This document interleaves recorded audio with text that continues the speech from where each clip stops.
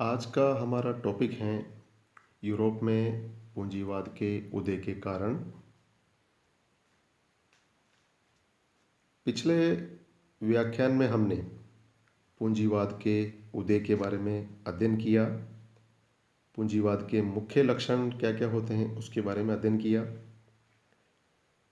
पूंजीवाद क्या होता है उसके बारे में हमने पढ़ा था कि पूंजीवाद का आधार है कि अधिक से अधिक लाभ कमाने के लिए बड़े पैमाने पर उत्पादन करना और उत्पादन के साधनों,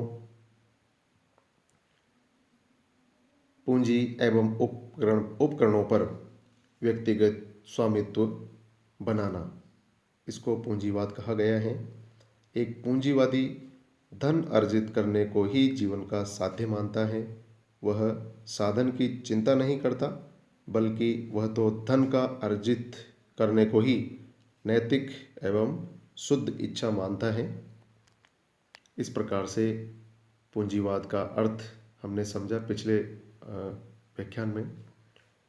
आज हमारा टॉपिक है यूरोप में पूंजीवाद के उदय के कारण, जिनमें सबसे जो पहला है वह है धातुओं का अधिक दोहन। लोहे का अधिक दोहन एवं परिणाम स्वरूप अधिक उत्पादन पूंजीवादी प्रक्रिया का एक अत्यंत महत्वपूर्ण कारक था, क्योंकि लोहा कृषि तथा उद्योग दोनों के लिए सबसे आवश्यक धातु था। सोना, चांदी, तांबा, टिन, सीसा जैसे मूल्यवान धातुओं का उत्पादन भी बढ़ने लगा और खनन प्रविधियों में महत्वपूर्ण सुधार आ गया। लोगों ने गहरी खानों को उपयोग में लाना सीखा और खानों में पानी पंप करने और उनमें हवा पहुंचाने की युक्तियां निकाली। अमेरिकी खानों से प्रचुर मात्रा में सोना चांदी यूरोप में आया। अधिक मात्रा में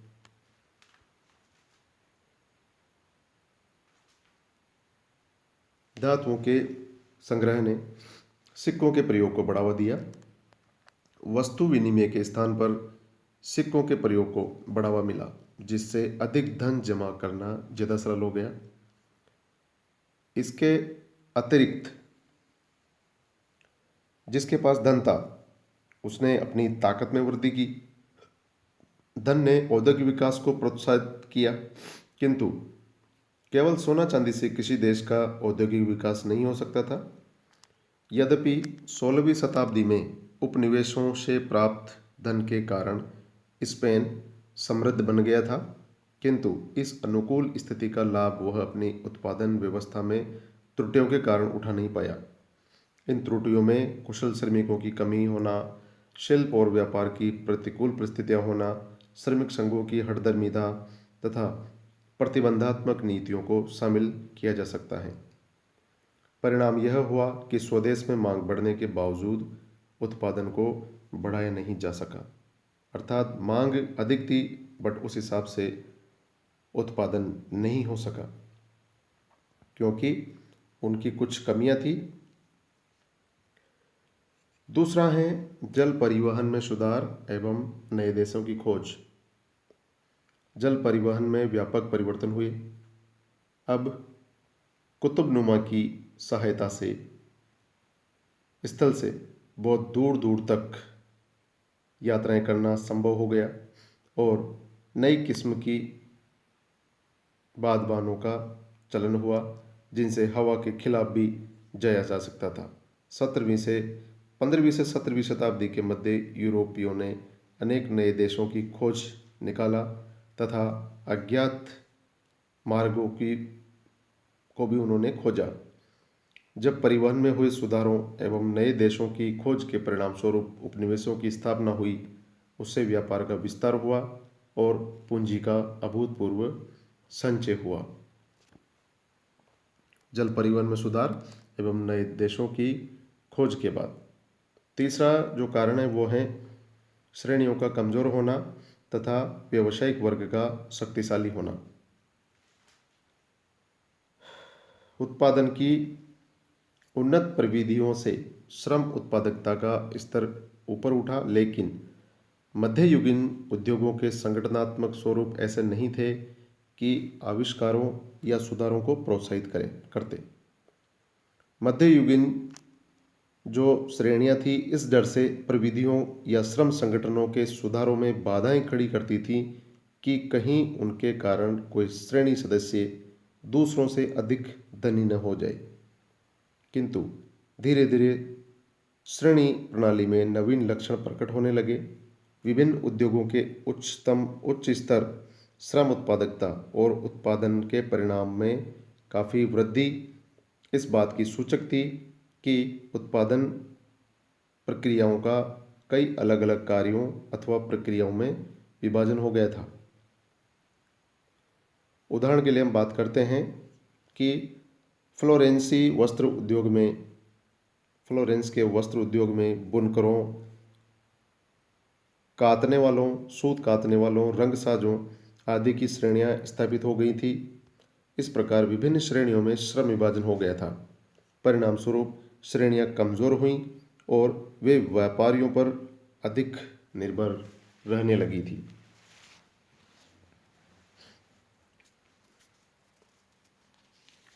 नेक्स्ट रीजन है उन्नत उपकरण। उन्नत उपकरणों के निर्माण ने भी पूंजीवाद के आरंभ में योगदान दिया।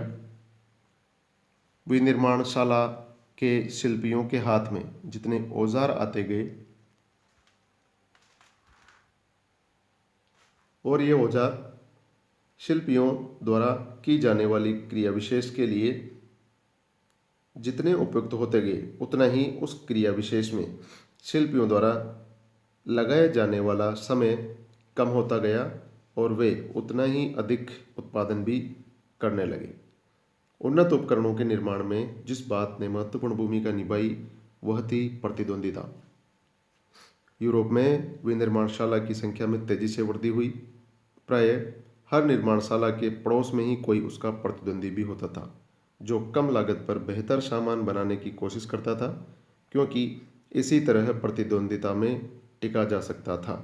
इसलिए ही पूंजीवादी उत्पादन प्रणाली सदैव उत्पादन साधनों में महत्वपूर्ण सुधारों और उत्पादन प्रविधियों में व्यापक परिवर्तन के साथ जुड़ी रही है। अर्थात जो भी बेहतर से बेहतर माल का उत्पादन करेगा वही माल बाजार में बिकेगा और उसी की डिमांड ज़्यादा से ज़्यादा बढ़ती जाएगी। इसलिए पूंजीवादी अर्थव्यवस्था की यह एक विशेषता रही है कि ज़्यादा मजबूत, टिकाऊ और ज़्यादा प्रभावशाली अच्छी जिस वस्तु का उत्पादन होगा वही वस्तु बाजार में उसी वस्तु की मांग बढ़ेगी और उसी की खपत होगी। नेक्स्ट है बैंकिंग प्रणाली। आधुनिक युग के आरंभ में व्यवसाय का परिमाण बढ़ जाने के कारण व्यवसाय पद्धतियों में सुधार अपेक्षित था। नए परिवेश में बड़े आकार के उत्पादन के लिए अधिक पूंजीगत साधनों की आवश्यकता हुई। इस आवश्यकता की पूर्ति अधिक संपन्न व्यक्तियों ने सूद पर धन उधार देकर की, ब्याज पर धन उधार देकर की। इस तरह महाजनी के विस्तार का धीरे धीरे बैंकिंग व्यवस्था के रूप में विकास हुआ, अर्थात उधार के रूप में पैसा देना, धन देना। अतः अधिक संख्या में अच्छे बैंकों की स्थापना हुई। व्यवसाय के अधिक बढ़ने के कारण लेन देन का अधिकांश भाग न सिक्कों द्वारा न कागजी मुद्रा द्वारा अपितु बैंक शाख से संभव हुआ।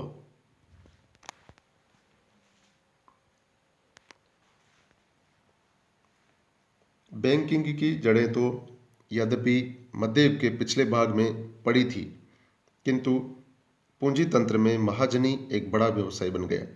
महाजनों के साधन भी बढ़ी हुई पूंजीगत आवश्यकता की पूर्ति में असमर्थ रहे, अतः उन्होंने अपनी शाख एवं प्रतिष्ठा के बल पर जनता से ब्याज पर धन जमा करना शुरू किया। 15वीं शताब्दी में फ्लोरेंस के मेडिसी परिवार ने पहली महान बैंकिंग प्रणाली की स्थापना की। शीघ्र ही यूरोप के सभी मुख्य केंद्रों में मेडिसी बैंकों की स्थापना हो गई।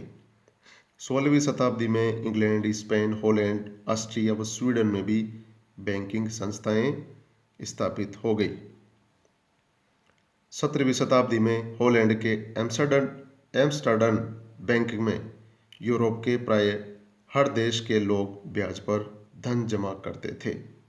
यह बैंक कम ब्याज दर पर व्यावसायिक कार्यकलापों के लिए कर्ज भी देता था। बैंक अपने यहाँ जमा धन को दूसरे व्यवसायियों को जिन्हें धन की आवश्यकता हुई उधार देकर पूंजी तंत्र को बढ़ाने में सहायक हुए।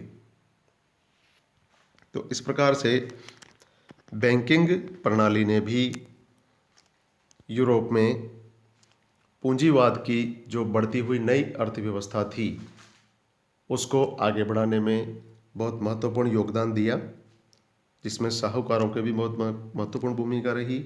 और बैंकों में ब्याज के माध्यम से धन जमा करना लोगों का, और फिर उसी धन को जिनको आवश्यकता थी कोई भी उद्योग स्थापित करने के लिए या किसी को भी ज़रूरत थी तो उसको उन्होंने ब्याज पर धन देना शुरू किया। और इस तरीके से बैंकिंग प्रणाली की व्यवस्था की स्थापना हुई और वह निरंतर आगे बढ़ती रही। नेक्स्ट जो रीजन है वह है संयुक्त पूंजी कंपनी। आधुनिक काल के आरंभ में यूरोप में करोड़पति तो बहुत नहीं थे, किंतु ऐसे बहुत से लोग थे जो समुद्र पार व्यापार में करोड़ों रुपए कमाने के सपने देखते थे। ऐसे उपक्रमों को उससे अधिक पूंजी की आवश्यकता थी जितनी अधिकांश व्यवसायियों के पास होती थी। इसके अतिरिक्त एक ही जहाज पर अपना सारा माल लादकर समुद्र पारीय व्यापार में भाग लेना उन दिनों सुरक्षित नहीं था। डूब जाने या समुद्री डाकुओं द्वारा लूट लिए जाने की दशा में एक व्यक्ति पर आधारित व्यवसाय ठप्प सा हो जाता था। अतः व्यापारी प्राय अपनी पूंजी एक से अधिक जहाज़ों में लगाना पसंद करते थे। इससे जोखिम कम हो जाती थी। इस प्रकार व्यापार के क्षेत्र में साझेदारी की शुरुआत हुई। यह नया व्यावसायिक संगठन प्राय एक ही समुद्री यात्रा के लिए बनाया जाता था और यात्रा समाप्ति पर लाभ के बंटवारे के साथ ही समाप्त हो जाता था। धीरे धीरे स्थिति में परिवर्तन आया और ऐसे प्रबंध लंबे समय के लिए या दीर्घकाल के लिए होने लगे। ये साझेदारी उपक्रम ही धीरे धीरे कंपनियों के रूप में पनपे। ऐसे व्यवसायियों के अतिरिक्त सरकारी अफसरों, कुलीनों और पादरियों का एक ऐसा वर्ग पैदा हो रहा था जो संपत्तिवान तो थे, लेकिन वे इस तरह के व्यापार में सीधे भाग नहीं ले सकते थे, क्योंकि न तो उन्हें जोखिम उठाने की क्षमता थी और न ही व्यावसायिक दक्षता की थी। फिर भी वे इस लाभदायक व्यापार में भाग लेना चाहते थे। इस प्रकार उपयुक्त परिस्थितियों में व्यवसाय व्यापार के क्षेत्र में एक नए संगठन का उद्भव हुआ, जिसे संयुक्त स्कंद कंपनी का अभिधान मिला। यह संयुक्त स्कंद कंपनी इसलिए कहलाई क्योंकि इसकी पूंजी समान हिस्सों में बटी होती थी। पूंजी का प्रत्येक हिस्सा अंश या शेयर कहलाया। इन कंपनियों के शेयर कोई भी व्यक्ति प्राप्त कर सकता था। इस तरह हजारों लोगों की छोटी छोटी पूंजी से एकत्रित बड़ी पूंजी ने बड़े पैमाने पर व्यवसाय और व्यापार को संभव बनाया। तो इस प्रकार से संयुक्त पूंजी कंपनी, जिसमें साझेदारी के माध्यम से अनेक व्यवसायियों या व्यक्तियों के लगाए हुए धन के सहयोग से एक नई नई कंपनियों की स्थापना हुई, जो कि अधिक से अधिक लाभ कमाने में सहायक सिद्ध हुई। नेक्स्ट है बीमा प्रणाली। यूरोप में पूंजीवाद के उदय के कारणों में से बीमा प्रणाली का विचार आधुनिक काल के आरंभ में विकसित हुआ। जोखिम को कम करके बीमा ने प्रारंभिक पूंजी तंत्र का पोषण किया, क्योंकि इससे यदि व्यवसायी का कोई बड़ा जहाजी लदान मार्ग में नष्ट हो जाता तो उसे भारी हानि होती थी, लेकिन बीमा योजना के बाद यदि व्यापारी का लदान नष्ट हो जाता था तो बीमा कंपनी उसके नुकसान की भरपाई करती थी। बीमादार बीमा योजना के अंतर्गत एक निश्चित राशि, जो प्रीमियम कहलाती है, बीमा कंपनी को देता है। बीमा कंपनियां ऐसा इसलिए कर पाती हैं क्योंकि अधिकांशतः लदान नष्ट नहीं होते। बीमा प्रणाली के उदय ने पूंजीवादी व्यावसायिक संगठनों को जोखिम के विरुद्ध सुरक्षा प्रदान कर पूंजीवाद संरचना को मजबूती से अपने पांव जमाने का अवसर दिया। बड़े पूंजीगत व्यवसाय में जोखिम भी बड़ी होती है, लेकिन थोड़े से प्रीमियम के खर्चे पर बीमा ने उन्हें सुरक्षित बना दिया। इस प्रकार बीमा व्यवसाय के उदय ने पूंजीवादी प्रणाली को विस्तार के नए आयाम दिए। तो इस प्रकार से यूरोप में पूंजीवाद के मुख्य कारणों में धातुओं का अधिक से अधिक दोहन करना, जल परिवहन में सुधार एवं नए नए देशों की खोज के माध्यम से व्यापार व्यवसाय में वृद्धि हुई, श्रेणियों का कमजोर होना तथा व्यावसायिक वर्ग का शक्तिशाली होना, उन्नत उपकरण, बैंकिंग प्रणाली, संयुक्त पूंजी कंपनियों का सहयोग और बीमा प्रणाली के माध्यम से उद्योग या व्यापार में जो भी हानि होती थी या जो भी जोखिम होता था उसको कम किया गया बीमा प्रणाली के माध्यम से। और बैंकिंग प्रणाली के माध्यम से धन की व्यवस्था हुई, जिससे व्यापार और उद्योग में बढ़ोतरी हुई। नेक्स्ट हम बात करते हैं पूंजीवाद के प्रभाव की। पूंजीवाद का प्रभाव किस प्रकार से पड़ा समाज पर, कृषि पर, उद्योग पर या शासन पर। पूंजीवाद के उदय के फलस्वरूप समाज की संरचना में परिवर्तन आने लगे। इसके उदय के साथ दो नए वर्ग पैदा हुए। एक वर्ग था पूंजीपति वर्ग, या इसको कहते हैं बुर्जुआ वर्ग, जिसका कि उत्पादन के साधनों पर स्वामित्व था।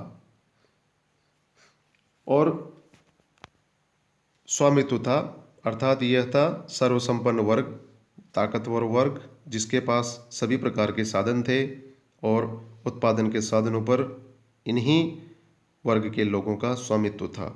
और दूसरा है सर्वहारा वर्ग या प्रोलेटेरिएट, यह जिसके पास ये साधन नहीं थे और इसलिए उसे अपनी श्रम शक्ति को बेचना पड़ता था। अर्थात एक प्रकार से यह मजदूर वर्ग था, सर्वहारा वर्ग था, जो कि पूंजीपति वर्ग के अधीन काम करता था। पूंजीवाद के विकास ने लोगों को जबरन दास बनाने की प्रवृत्ति को प्रोत्साहन दिया। इंग्लैंड में एडवर्ड सस्ट ने 1547 ईस्वी में एक कानून जारी किया, जिसके अनुसार काम से बचने वाले सभी लोगों को उन व्यक्तियों का दास बना दिया जाता था जो उनकी आवारागर्दी की रिपोर्ट करते थे। लोगों को, जिसमें किसान और मजदूर थे, आवारागर्दी और कंगालों की कतारों में शामिल होने के लिए विवश होना पड़ा, क्योंकि प्रारंभिक पूंजीवाद ने किसानों का स्वत्व हरण कर दिया था तथा दस्तकारों की तबाही कर दी थी। तो इस प्रकार से समाज पर इसका प्रभाव दो तरीके से हुआ। दो नए वर्ग पैदा हुए। दूसरा है इसका प्रभाव कृषि पर। पूंजी तंत्र के विकास के साथ पूंजी की अधिक आवश्यकता महसूस की जाने लगी ताकि उसका विनियोग हो सके। इंग्लैंड में बहुत से भूमिपतियों ने, जो पहले कृषि उपज को लगान के रूप में लेते थे, अब लगान के रूप में नगद मांगना शुरू कर दिया। अधिकांश भूमिधारी या पट्टेदार नगद के रूप में ऊंचे लगान चुकाने में समर्थ नहीं थे। इस तरह उनसे वे जमीनें छिन गई जिन्हें वे ठेकों पर जोतते थे। इसलिए बहुत से किसान या तो भाड़े के खेतिहर मजदूर बन गए या बेकार हो गए।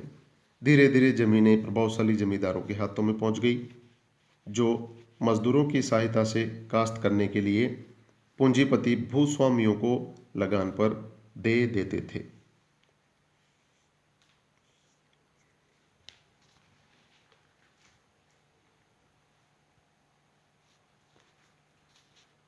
इस प्रकार से कृषि में पूंजीवादी उत्पादन प्रणाली का प्रभुत्व स्थापित हो गया। नेक्स्ट है इसका जो प्रभाव है वो है उद्योगों पर। व्यवसायी अधिक लाभ की दृष्टि से कच्चे माल को बड़ी मात्रा में खरीद लेते थे। इस माल को वे उन कारीगरों के घरों में बांट देते थे जिन्हें पक्का माल तैयार करने के लिए उनसे मजदूरी मिलती थी। तो पूंजीपति इस प्रकार घरों पर काम करने वाले कारीगरों को काम सौंपते, वे जोखिम लेते थे और उनकी कोशिश यही रहती थी कि माल बिक जाए।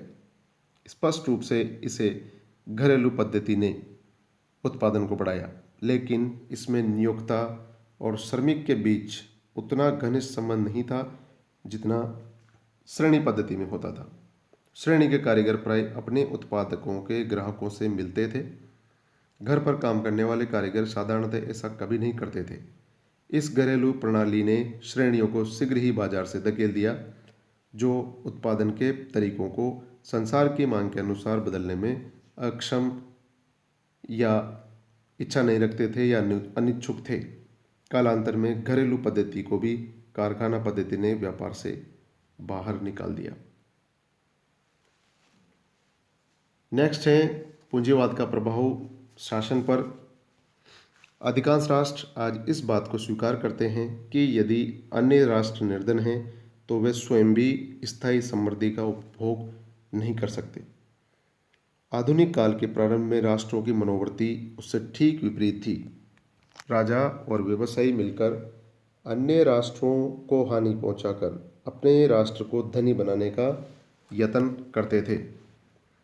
राजाओं ने इस बात को समझ लिया था कि समृद्ध वर्ग राजाओं के लिए आवश्यक सेना और नौसेना के पोषण के लिए भारी कर दे पाने में समर्थ हैं। व्यवसायी लोग समझ चुके थे कि सशक्त सेना और नौसेना उन्हें संसार और व्यवसायी वर्ग का यह विश्वास था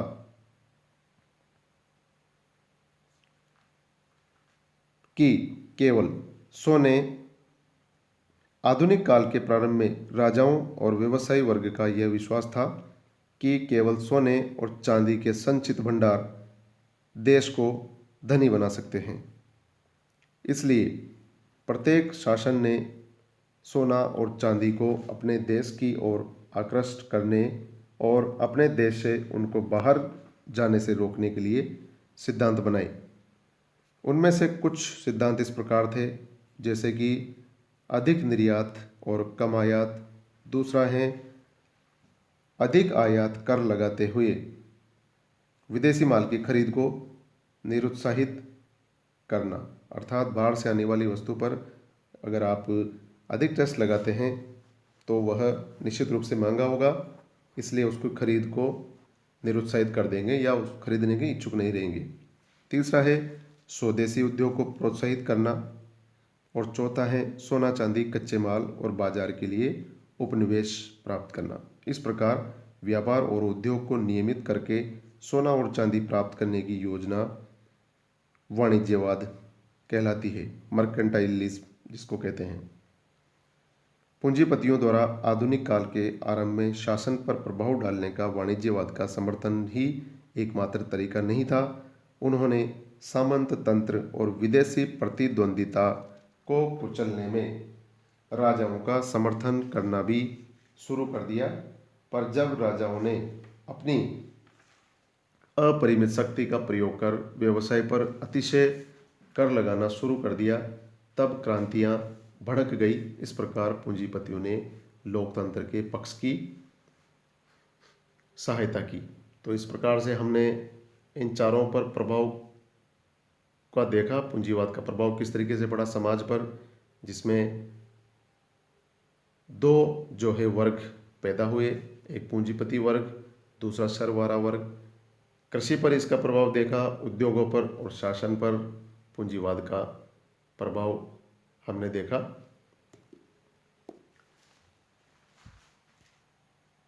आज के इस ई व्याख्यान में हमने इन दोनों टॉपिक के बारे में अध्ययन किया कि यूरोप में पूंजीवाद के उदय के कारण कौन कौन से थे। यूरोप से ही पूंजीवाद अर्थात अधिक से अधिक धन कमाने की जो प्रथा है वह पूंजीवाद है।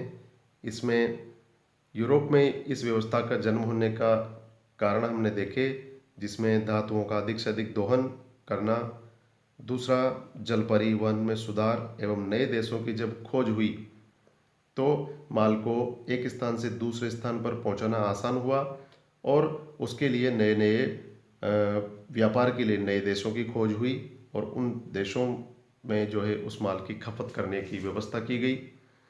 श्रेणियों का कमज़ोर होना तथा व्यावसायिक वर्ग का शक्तिशाली होना यह भी एक कारण रहा है यूरोप में पूंजीवाद को देगा। नेक्स्ट है इसमें उन्नत उपकरण, बैंकिंग प्रणाली के माध्यम से धन की व्यवस्था की गई, व्यापारी वर्ग को उससे काफ़ी सहूलियत हो गई। और संयुक्त पूंजी कंपनी के माध्यम से उसमें जोखिम को कम किया गया। सभी लोगों का उसमें पैसा लगता था, धन लगता था और अपने शेयर के हिसाब से जो है उसको धन को या लाभ को बांट लेते थे। बीमा प्रणाली के उदय से लोगों का जोखिम कम हुआ, क्योंकि बीमा प्रणालियाँ कोई भी जो नुकसान होता था व्यापार के दौरान या माल को इधर से उधर दूसरे देश में पहुंचाने के दौरान, तो उसकी भरपाई बीमा कंपनियां करती थी, जिससे उद्योगों को बढ़ावा मिला और पूंजीवाद को बढ़ावा मिला। तो इस प्रकार से यूरोप में पूंजीवाद का उदय हुआ।